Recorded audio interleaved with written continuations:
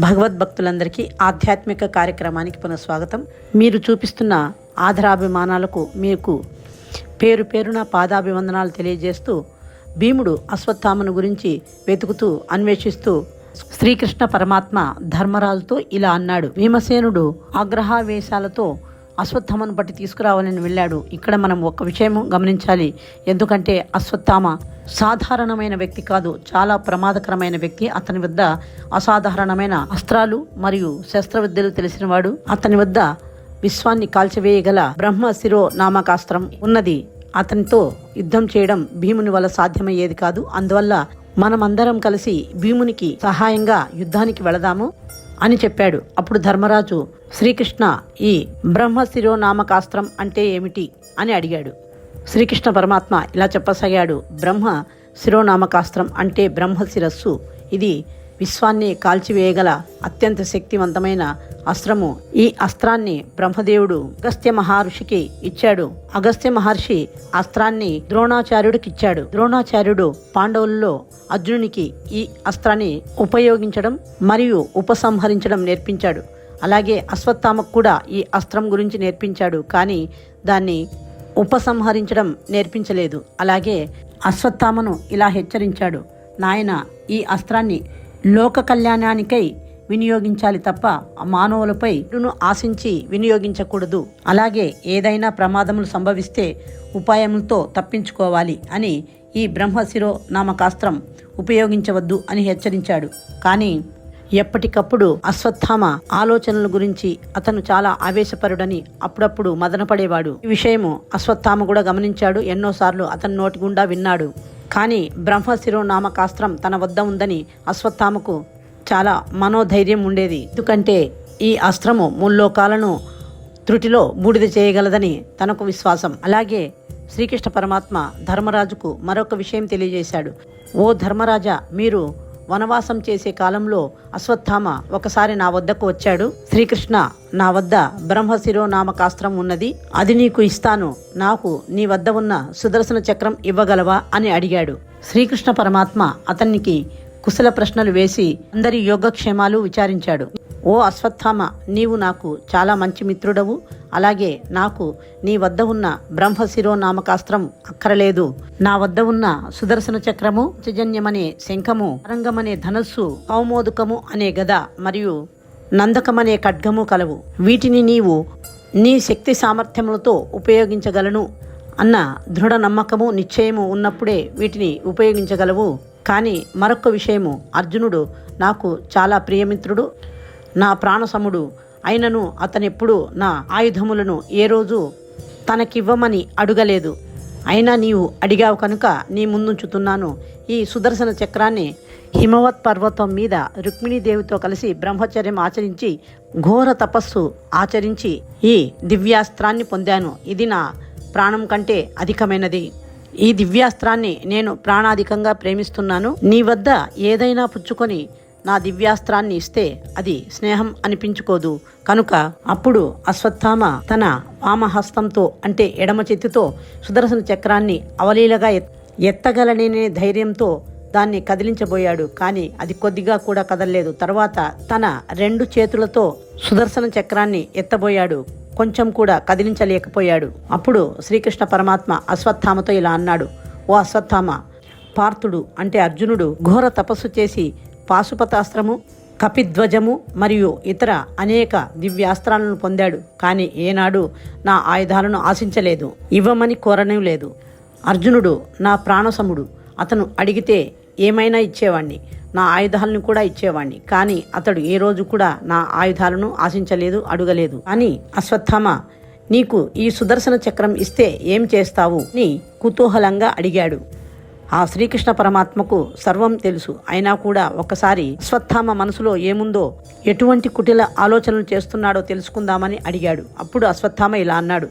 ఓ శ్రీకృష్ణ, నేను సుదర్శన చక్రంతో నీతో యుద్ధం చేసి నిన్ను ఓడించాలని ఉన్నది అని తన మనసులోని మాటను బయటపెట్టాడు.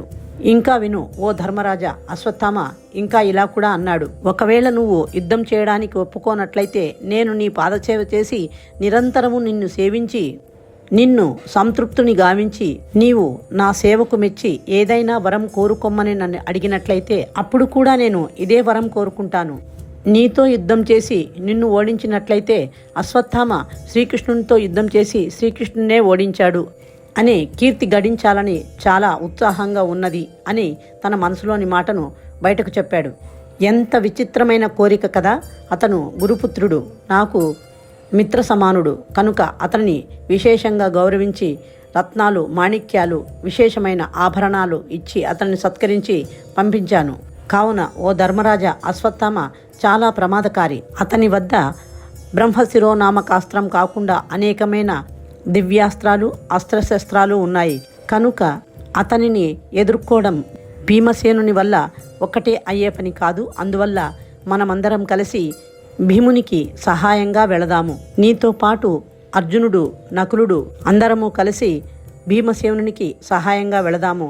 అలాగే పాండవ శిబిరానికి రక్షణగా కాపలగా సహదేవుణ్ణి మరియు సాత్యకిని కొంత సైన్యాన్ని విడిచి వెళదాము అని ఒక దివ్య రథాన్ని ఏర్పాటు చేయమన్నాడు. దానికి శైబ్యము, సుగ్రీవము, మేఘపుష్పము, వలాహకము అనే దివ్యమైన గుర్రాలను పూంచి రథాన్ని తెప్పించాడు. వీరికంటే ముందుగా బయలుదేరిన భీమసేనుడు ముని ఆశ్రమాలని దాటుకుంటూ వెళుతూ ఉండగా వ్యాస మహర్షి ఆశ్రమం వచ్చింది. వ్యాస మహర్షి ఆశ్రమంలో వ్యాస మహర్షి అద్భుతమైన నక్షత్రాల మధ్య దివ్య చంద్రుల్లాగా వెలిగిపోతూ కనిపించాడు. వారి మధ్యలో ఏమీ ఎరుగని వాడిలా అశ్వత్థామ ఒళ్ళంతా విభూతి రాసుకొని తపస్సు చేసుకునేవాడిలాగా కనిపించాడు. అలా ఉన్న అశ్వత్థామను చూడగానే భీమసేనుడు ఆగ్రహంతో ఊగిపోతూ ఆవేశపడుతూ, ఓరి క్రూరాత్మ, ఇన్ని క్రూర కర్మములు చేసి ఉప పాండవులు నిద్రిస్తుంటే వారిని నిద్రలోనే చంపి ఏమీ ఎరుగని వాడిలా విభూతి పుండ్రాలు రాసుకొని ఋషుల మధ్య కూర్చున్నావా అని ధనుష్టంకారము చేస్తూ వింటికి నారి సంధించబోయాడు. అంతలోపు శ్రీకృష్ణ పరమాత్మ, అర్జునుడు, నకులుడు మరియు ధర్మరాజుతో కలిసి ఆ ప్రాంతానికి చేరుకున్నారు. భస్మ కపటధారి అయిన అశ్వత్థామ వారిని చూసి గజగజ వణికిపోతూ తనను ఎక్కడ పాండవులు సంహరిస్తారు అనే భయంతో వెంటనే ప్రక్కన ఉన్న ఒక గడ్డిపోచను తీసుకొని బ్రహ్మశిరోనామకాస్త్ర మంత్రాన్ని పఠించి ఆ గడ్డిపోచను పాండవుల వైపు విసిరాడు. ఆ గడ్డిపోచ అగ్నిగోళం వలె నిప్పురవ్వలు వెదజల్లుతూ ముల్లోకాలను భస్మం చేయగల శక్తితో పాండవుల వైపు రాసాగింది. ఇప్పుడు శ్రీకృష్ణ పరమాత్మ అది చూసి పాండవులతో, ఈ అశ్వత్థామ చేసిన క్రూర కార్యములు అంతా ఇంతా కాదు, అయినా కూడా ఇప్పటికీ పగతో రగిలిపోతూ అపాండవీయం అంటే పాండవులే లేకుండా పాండవ వంశం నిర్వంశం కావాలని ఈ బ్రహ్మశిరోనామకాస్త్రాన్ని ప్రయోగించాడు. ఇది చాలా భయంకరమైన అతి శక్తివంతమైన అస్త్రము. ఇది ముల్లోకాలను త్రుటి కాలంలోనే భస్మీపటలం చేయగల దివ్యాస్త్రము. దీనిని నిరోధించడం ఎవరి వల్ల కాదు.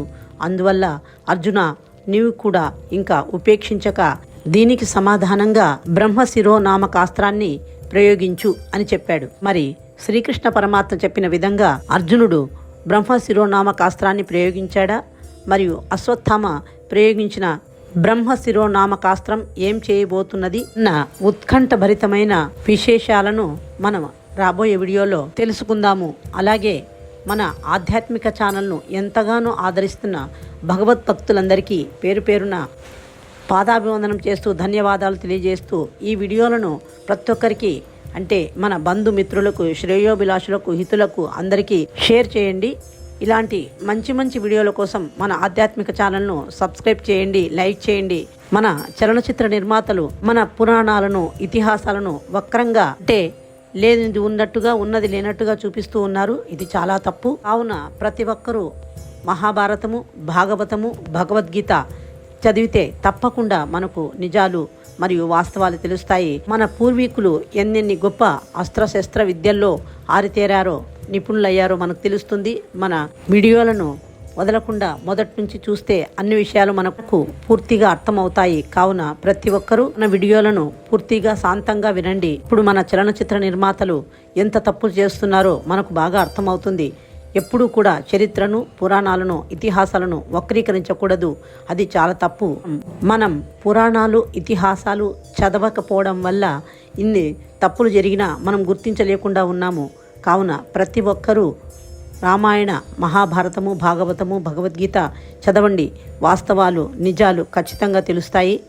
వ్యాస భగవానుడు రచించిన శ్రీ మహాభారతంలో చక్కగా కళ్ళకు కట్టినట్టు ప్రతి సన్నివేశము మనకు కనిపిస్తుంది.